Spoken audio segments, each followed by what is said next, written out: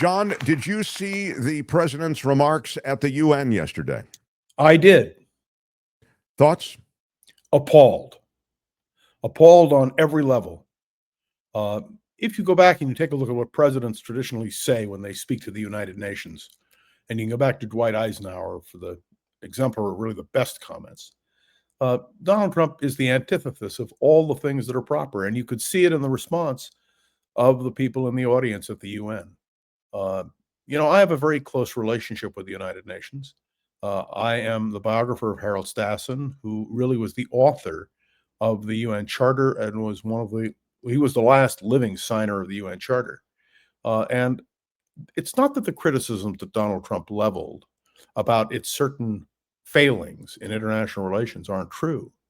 It is that Donald Trump has, in fact, as you pointed out on your program, cut more money from the United Nations, and it will make it very hard for the UN to function. And there are revisions that are needed. Governor Stassen wrote a book recommending revisions in the charter, including the veto power on the Security Council. But all I can tell you is I was embarrassed to have Donald Trump stand before the world and represent our country the way he did. There was a quality I thought that was quite extraordinary associated with the you all don't know what you're doing. Look at what I'm doing in America in just 8 months. Don't forget all the peace treaties. Don't forget 7 treaties, which of course is pure rubbish. Right. And there in that as well was the notion that you all need to abandon sustainable energy. You need to abandon alternative energy. There was a real broadside to alternative energy and a suggestion. Well, you understand there's no such thing as global warming. There never has been. And climate change, this doesn't exist. And when you consider Donald Trump's scientific bona fides are so incredibly deep and wide, coming from him, it really means something or nothing. I see Trump, and I'm wondering about you, as someone who clearly is looking at every situation as how can this be good for me or how can this be bad for me? Who in this room can help me and who in this room is not important to me? And as I listened to his speech at the UN, I saw the transactional side of Donald Trump. The idea somehow that some of you in this room we can do business with, the others we can't. And I'm telling you that right up front. He basically said, if you want to do business with us, you can. And if you don't, then you got bad futures ahead.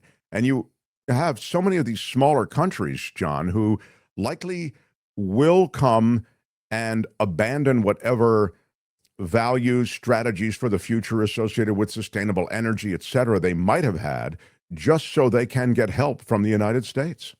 They really have no alternative. The United States plays a central role. If you've been following the story on the elimination of AID, you know that the human tragedy being accumulated around the world because of the actions of Donald Trump are real and genuine. I was embarrassed by his presentation, but I did flip on to listen to Sean Hannity yesterday, literally word for word, defending the president on everything he said. And I regret that we were not on the air to do the appropriate critique that most assuredly we would have provided on KGO. Well, what I would say is that they claim, because I watched a bit of Fox News as well, just curious how they were handling it. They claim that, finally you have an American president who is speaking the truth at the UN. And you don't want to hear it, all you UN members, but what Donald Trump is saying is the truth. Yeah, I'm not surprised at all. I'm sure he also told the truth about Tylenol. I mean, this is a man with a vast experience in medical science. And if he makes a statement about Tylenol and autism, it must be true. Can I grip my remarks with greater sarcasm than I already have? I mean, it's humiliating, it's sad, it's disgusting. And it doesn't matter that the whole scientific community, indeed the whole world community, objects to things Donald Trump says, because, Mark, remember this, he's always right.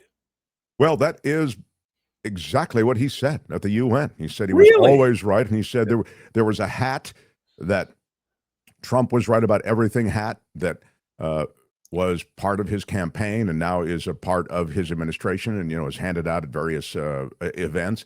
And it was interesting that Joel Rubin, who's the former State Department official under Obama, so you can imagine he was not happy, but he has done a lot with the UN and been in and around the UN a lot. And he really he said it was bonkers, out of control. I mean, again, mocking the UN to its face. I And agree. yeah, It is bonkers. It is out of control, and it was a destructive speech, and we will reap the whirlwind. well, that's really what I want. That's really what I wanted to get to, because he was saying, I found it incredibly damaging to America's standing in the world, damaging to our national security strategy, and damaging to how other countries are now going to deal with us, which means they're just going to move further and further away as this kind of communication and leadership continues. This is what I wanted to get to, John, because it's not just shock, and it's not just disappointment, and it's not just disgust with what was said, but there is a ripple effect. I mean, the statement made by a guy who is heading the most powerful nation on earth has a true effect on the future. And I wonder if you could speak to that. Well, it goes to the point I've made repeatedly for years. Who is president of the United States matters. And Donald Trump, frankly, is a disgrace. And I know that there are Trump supporters out there who will be very upset with me for saying it. But can you imagine? It's not just the UN. It's not just Tylenol. It's an accumulation of things that come out every single day. By the way, he doesn't make any secret of the fact that he wants the Justice Department, his Attorney General, to begin persecuting and prosecuting his enemies. Mark, have we gotten to the point where a president can have an enemies list, implement what he says he wants to do, and there's no outcry? I listened to John Toon, who is the Republican leader in the Senate today, on television, and he was trying, in a way, to defend what Donald Trump was doing. And I thought to myself, if Bob Taft or Ev Dirksen or Howard Baker, previous Republican leaders in the Senate, Bob Dole, if they were alive, they'd be rolling over in their graves. They wouldn't grasp for a moment. We have coming up a potential government shutdown. And of course, that also has to do with the fact that Trump says he won't talk to the Democratic leadership in the House and Senate. It's short-sighted. He deserves the blame. And as you reported in our previous conversation before we went on the air, there is a congressional race which was just run. And not only did the Democrats win, but they won by 20 points over what had happened in that district previously. I think, and I know a lot of people dismiss what I'm saying, but I believe I'm right. There is a reaction building among the American people, and rightly so. Oh, I think most certainly there's a reaction building. The question is how that reaction manifests, and will it make a difference in a system that has been so dismantled and likely will continue to be dismantled to the point that you may not have a legitimate vote in the future. But if we don't have a legitimate midterm election in November, we're in big trouble. I like to remind people, in 1942, there was a suggestion made that we postpone the midterm elections because of World War II having broken out. And the reaction of Democrats and Republicans alike was, we don't fiddle with our election system in this country. And I hope that remains the case. Now, the reaction would not be, I think, typified by that kind of unified response, Democrats and Republicans. It would be, it's like, let's stop the music if we're ahead type thing. That's exactly. really where the same thing that Trump said when he said, stop the vote, stop the counting, stop the counting. When he was ahead, they still had a bunch of counting to do. He said, yeah, that's it. Let's call it right now. I mean, it is laughable were it not so serious. Last thing I would just say, because this is a repetitive theme with Donald Trump, is he talked about $17 trillion worth of investment in America. That was what he mentioned at the UN. He's mentioned in a lot of other places. That's total fiction. Okay, let's just get that on the table. That is a ridiculous figure pulled right out of the ether, just like all the other figures, the $2 trillion that has already come into America based on the tariffs. That is also total fiction. I want everybody to understand that. The figure that is associated with tariff revenue is $150 billion, okay? And I'm being generous with that. But that's the number. It's not 2 trillion. So these trillion numbers that he's throwing around, they, and he always makes a point, and it's trillion with a T. It throws you off the scent of what is the real information, which I think is significant. I agree with you 100%. All right, now I want to get to the FCC and the strong arming of Kimmel. He was back on the air last night, and you saw from the president a threatening once again of ABC. He talked about the fact that he may have to sue them again. He referenced specifically their $16 million settlement. Give me a thought about that and the FCC chairman, who now seems to want to shake down these Sinclair and Nexstar stations for actions that he wants to see that are favorable to the administration. In normal times, this would be an impeachable offense. The president of the United States is violating the Constitution. The chairman of the FCC is doing the same thing. These are not normal times, and therefore we simply have to expose them in every way we can. And that's why people should support the Mark Thompson program. And yes, my podcast. We talk about these things, we repeat these things, and we just have to keep doing it. You played Ted Cruz yesterday, I believe, or the day before, and his comments, which are entirely Ted Cruz, Albert, the Cruz comments where he and Kimmel even referenced Ted Cruz. Did you hear it, John, last night? Cruz was referenced by Kimmel, and Cruz is saying, "Hey, I don't like Jimmy Kimmel. I'd be happy to see him taken off the air, but he has the right to say whatever he wants." Yeah, whatever you think of Ted Cruz, and I am not a big fan, although it's true I coined the expression during the presidential campaign, "Let's put the country on cruise control." I want everybody to understand. Well, wait a minute. Where did you coin that phrase? Where? On the radio, on the radio, and public speeches all across the country. Well, when you were campaigning for what? When I was asked to give commentary and discuss the presidential campaign. But why would you say something that is positive toward Ted Cruz if you don't like him? Because I wanted people to understand how ridiculous Ted Cruz is. But that's a whole other issue. I'll tell you what that is, and I'm calling it out. That was just you reaching for some play on words, is what that was. How dare you brag about that? Go ahead. Excuse me, may I point out, you and I have done that for years on the radio. This to me is absolutely critical. This is a battle for freedom of speech. The battle is not over. I believe he's just fired the opening shots, as you reported, or Kim reported. Donald Trump's put out another post saying that he's shocked that Kimmel will be put back on the air. Look, all I can tell you is this is a lesson about authoritarianism, about the danger of Donald Trump. Let me just indicate to you, because I know you've gone over the vaccine thing repeatedly, the fact that the person in charge of public health in this country is a vaccine denier and someone who is now criticizing Tylenol with no scientific basis. Well, it's more than criticizing it. He's tying it to autism, a condition that has really been the scourge of many families.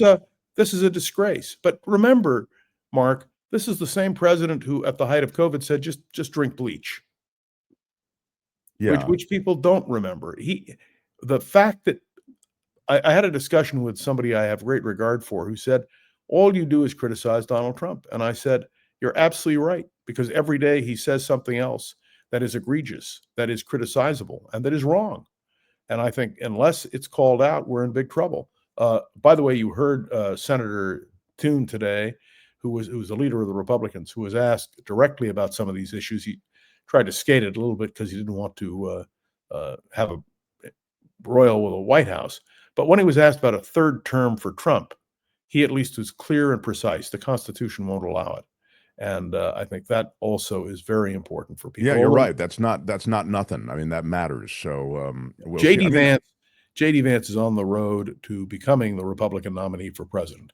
And JD Vance is joined by Peter Thiel, who really animated his entire political career. For those who don't know, essentially, Thiel had hired Vance in a couple of different positions at his companies and then moved Vance into the Senate race. He put $7 million into the Senate race, and JD Vance prevailed in the Senate race. And of course, that put him in scoring position for the vice presidency. And now he is vice president, soon to be president, I think, when Trump vacates that seat, as John has mentioned. So that's kind of the origin story, at least the short-term origin story on JD Vance politically anyway? Right. And JD Vance, the other two people who were instrumental in his advancement were the president's son, Donald Trump Jr., and the president's other son, Eric. And somebody asked me yesterday who I thought JD Vance would take for vice president. And I said, don't rule out Donald Trump Jr. I believe the Republicans would absolutely go for that. It's a way of keeping Donald Trump alive and in the presence. So these are all matters that need to be discussed, but I know we have limited time. I just want people to understand, whether it's domestic affairs, foreign affairs, wherever it may be, what shocked me, having worked for Richard Nixon and having witnessed this firsthand, is when a president of the United States instructs his attorney general to prosecute his enemies, and there is no reaction from the Republicans. It is, to me, appalling. And I can guarantee you, when all the indictments of Trump are presented and so forth, the real indictment needs to be presented against the Republican Party for acquiescing. Because if we're going to have a viable two-party system, we really have to get with it. May I just say a word about Gavin Newsom very quick? I know we're running out of time. You never give me enough time, Mark. Yeah, well, it's funny. We think we give you too much time, but okay, we disagree about that. But go ahead. Complaint. I just want to point out to you that Gavin Newsom is now making Prop 50 the only measure on the ballot, a critical test of support for Trump or opposition to Trump. By the way, you saw that Explain AOC, what Prop 50 is, please. Prop 50 has to do with our ability to redistrict in an off year. It's the answer to Texas, essentially. Yeah, it is and Missouri. And Missouri. But the reality is what about Prop 50 in California? It is a test of Gavin Newsom. And it's also it doesn't have the awareness that right now, based on early polling, it doesn't have the awareness that it needs. I know, but if they're going to devote money to this, and it's the only measure on the California ballot, it is the only measure. There's a fortune being devoted to knock down the no on 50. As you know, the media blitz is real. I mean, let me. That's one plank in his platform. The next plank in his platform has to do with the legislation he signed last weekend, saying you can't wear a mask if you are an ICE agent. What Gavin Newsom is doing, whether you're a fan or not, is cobbling together a platform on which he can stand, saying, I haven't just talked, I have acted. And that, to me, is going to be an important part of his campaign for the Democratic nomination for president. The feds can Bigfoot any legislation in California about the masks, right, John? Theoretically. I mean, theoretically, or legally, right? It depends. There would then be a court case and testing it. But remember, and I hate to keep bringing up history, our Civil War was fought over federal rights versus state rights. And in this case, most of us, I believe, here in California, hope that the state's position will prevail. But it is a battle between the same concept, popular sovereignty, the right of a state to determine whether it will be slave or free in those days. But this is on the question of reapportionment. Traditionally, reapportionment comes about after the census. So every 10 years, there's reapportionment. What is happening now is unprecedented. And what is even more unprecedented is the plan the Texas legislature adopted wasn't written by the Texas legislature. It was written by Donald Trump. And he's very proud of that fact. So the question of states' rights and national rights is going to be a critical question. But that reapportionment thing, you kind of jumped the tracks on me. I was asking you about the masks, and you said, well, that's down. And you're right. It comes down to state rights. I was just curious how you handicap that. It seems like same thing with masks. Right, same thing, different same principle. Right. But you understand, these are real issues. And what will be interesting with the Supreme Court, which I would remind you, reconvenes in just a week and a half, the real question with the Supreme Court is, will they uphold the idea of separation of powers? Will they uphold the question of states' rights or federal rights? And the Republicans traditionally are states' rights people. But I think in this case, the odds are they will side with Donald Trump in a political move. I think so as well. Becky E., whose birthday it is. Happy birthday, Becky. I'll give her this question. Rural hospitals in Northern California are already slated for closing thanks to Donald Trump, she says, and these are MAGA areas. And hopefully they'll figure out that they are about to be in danger as a result of his policy. That's and happening throughout the areas that Donald Trump carried heavily, because they are the most dependent on federal programs, as we all know. So if there are these major cuts, let me remind you that Donald Trump's major cuts do not go into effect until after the midterm elections. Yeah, And that's believe me, that is precisely what they have in mind. that's exactly right. Super clever of them.